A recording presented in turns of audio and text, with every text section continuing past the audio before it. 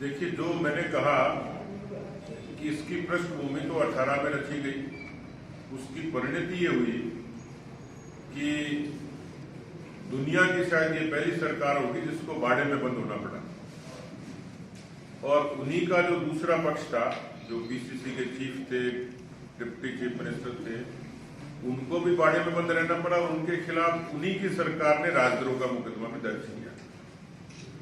यानी हालात ये हो गए कि कभी न भरने वाली खाई ये पैदा हुई। अब उसके विपरीत एक दृश्य फिर खड़ा हुआ।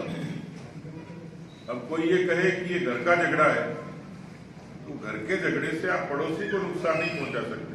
पति पत्नी लड़े, एक दूसरे पर बर्तन फेंक कर पड़ोसी के सिर में लगे, ऐसा नहीं कर सकते। आपको अपने घर के झगड़े को घर में ही निपटा के राजस्थान की आवाम के बारे में सोचना था। कभी चिट्ठी पत्रियां लिखी जाती हैं, कभी बातचीत होता है, कभी बयानबाजी होती है, यहां तक सीमित नहीं था। ऐसा देश के इतिहास में दूसरी बार हुआ है कि जब संगठित रूप से 80 से ज्यादा जो कहा गया कि विधायकों ने स्पीकर के घर जाके इस्तीफे दिए, इंडिविजुअल दिए, हस्ताक्षर करके दिए, होश हवास में दिए। अब स्पीकर के सामने एक धर्म संकट है। मैंने कल जयपुर में भी कहा, यदि सरकार बची हुई है तो स्पीकर के कारण बची हुई है। क्या बीजेपी का कोई विधायक इस्तीफा देता तो स्पीकर महोदय उसको स्वीकार नहीं करते? 80 लोगों ने प्रमाणिक रूप से दिया, इनकार भी नहीं कर रहे। तो चीजें तो वही होती है, हाँ या ना होती है।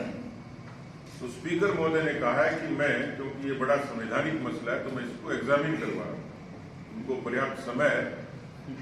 हम कोशिश करेंगे कि ये चुनाव की आपाधापी एक बार 5 दिसंबर को गुजरात का, बाकी जगह के चुनाव संपन्न हो जाएं। तो हम राज्यपाल महोदय से आग्रह करेंगे कि इसमें कोई संवैधानिक रास्ता क्या हो सकता है या उनकी भूमिका क्या हो सकती है। प्रतिपक्ष के नाते हम ये चेताने के लिए और ये जवाब मांगने के लिए जरूर जाएंगे। पर ऐसा लगता है कि राजस्थान इस समय सियासी संकट के दौर पे है, राजनीतिक तौर पर अस्थिरता में भी है, और उसका असर राजस्थान के अवाम पर साफ दिखता है। कब क्या हो जाए कोई नहीं कह सकता। सरकार वेंटिलेटर पर है, कब प्राण त्याग दे इस कलह के कारण कोई नहीं कह सकता। इसलिए मेरा जो आकलन एक विश्लेषक के नाते, एक राजनीतिक व्यक्ति के नाते, मुझे लगता है कि धुआं है, आग भी पक्की ही होगी। अब देखना ही है कि बकरे की मां कब तक खैर बनाएगी।